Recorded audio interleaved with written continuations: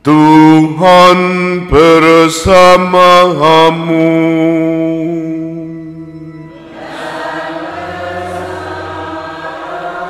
Inilah Injil suci menurut Matius.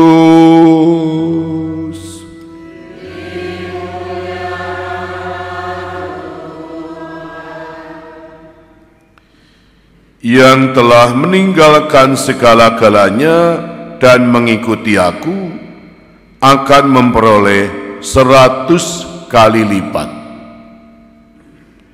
Sekali peristiwa, Petrus berkata kepada Yesus, "Kami ini telah meninggalkan segala sesuatu dan mengikuti Engkau. Jadi, apakah yang akan kami peroleh?"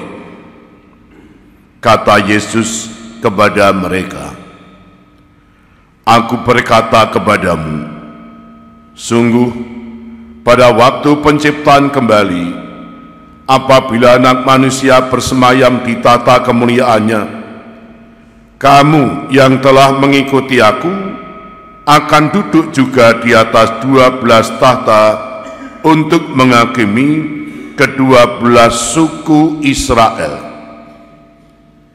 Dan setiap orang yang karena namaku meninggalkan rumahnya, saudaranya laki-laki atau saudaranya perempuan, bapak atau ibunya, anak-anak atau ladangnya, akan menerima kembali 100 kali lipat dan akan memperoleh hidup yang kekal." Demikianlah sabda Tuhan.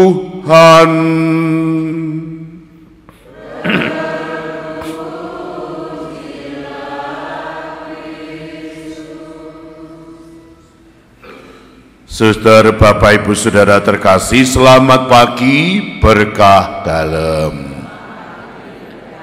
Bapak, Ibu, Saudara terkasih,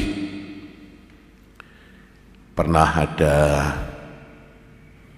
rekan imam kami saat merayakan 25 tahun imamat pesta perak, itu kan lalu dipestakan oleh Romo Romonio Sakuskupan.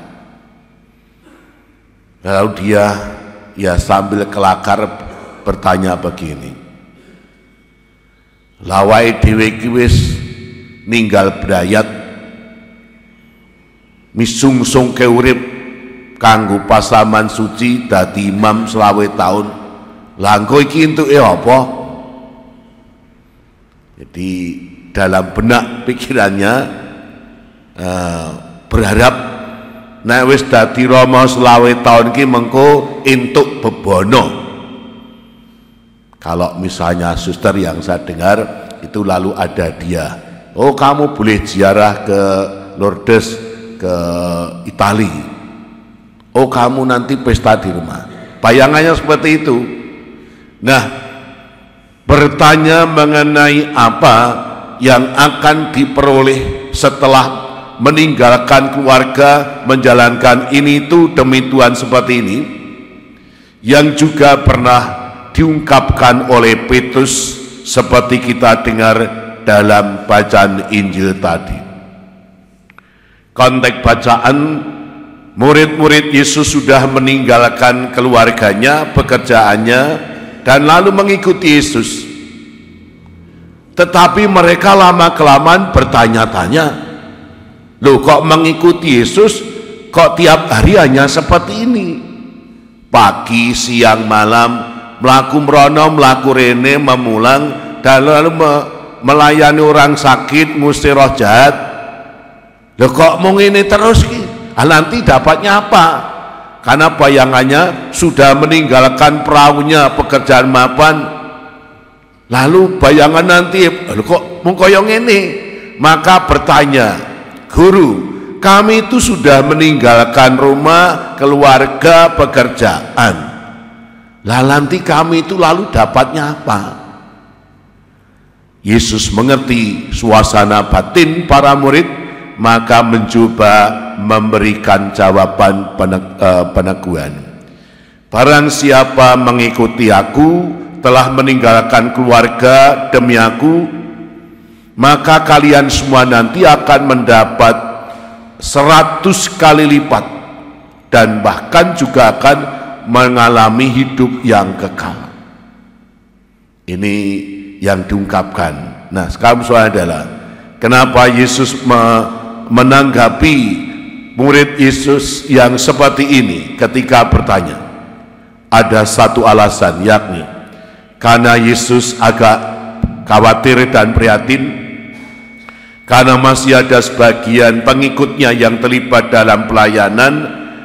Orientasi hidupnya adalah soal upah, dan mereka menempatkan diri bahwa terlibat dalam pelayanan itu diukur dengan jasa. Nah, kalau ini yang menjadi orientasi hidup pelayanannya, ini akan terganggu. Itu artinya pelayanan tidak fokus, tidak total, yang dipikir upah. Kalau dalam lingkup gereja semua pelayan seperti itu, nanti akan tidak tulus.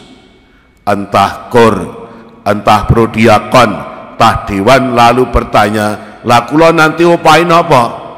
Nah, maka dengan menghadapi para murid dan atas keprihatinan seperti itu, Yesus kemudian memberikan jawaban. Barang siapa telah meninggalkan keluarga, meninggalkan orang tua, anak-anak, pekerjaan demi aku, akan memperoleh 100 kali lipat kembali. Dengan menyatakan ini, Yesus berharap supaya para murid dan pengikutnya di kemudian hari memiliki wawasan yang benar tentang pelayanan. Yang paling utama, janganlah memikir apa upah yang akan diberikan, tetapi justru yang lebih penting dalam teks yang lain, carilah lebih dahulu kerajaan Allah, maka yang lain-lainnya akan ditambahkan. Maka dengan menyatakan Yesus berharap supaya para murid dan pengikutnya ketika terlibat dalam pelayanan, hendaklah melayani dengan tulus total demi Allah, demi kerajaan Allah. Dan jika itu sudah, Tuhan akan memperhitungkan hidup orang tersebut dan tidak pernah akan kafiran.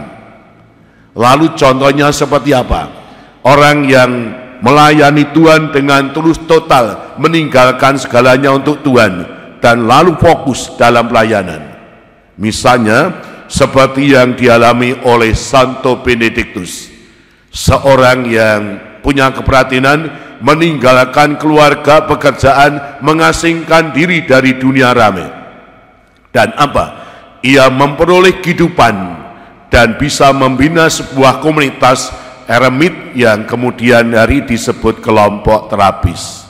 Dan ia walaupun tidak punya apa-apa, nyatanya tetap bisa hidup. Kenapa? Itu bagian dari karya Tuhan. Nah, saudara, Bapak Ibu dan terkasih, terlibat dalam pelan gereja tidak usah bertanya apa yang akan diperoleh, namun justru apa yang bisa saya berikan kepada gereja, kepada Tuhan, dan mencoba terlibat dalam pelan yang tulus, total, dan ikhlas seperti ini yang mau diwatakan oleh gereja kepada kita hari ini.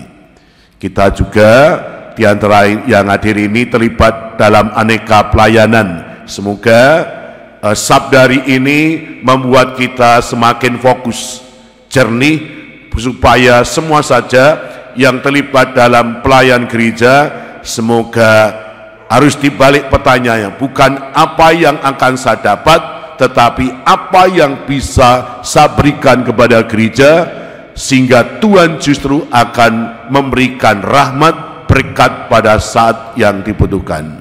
Oleh karena itu, mari kita merahmat Allah, semoga semangat teladan hidup Santo Benedictus menginspirasi kita hari ini, supaya kita semakin fokus tulus total mengabdi melayani Tuhan melalui pelayanan gereja. Kemuliaan kepada Bapa dan Putra dan Roh Kudus.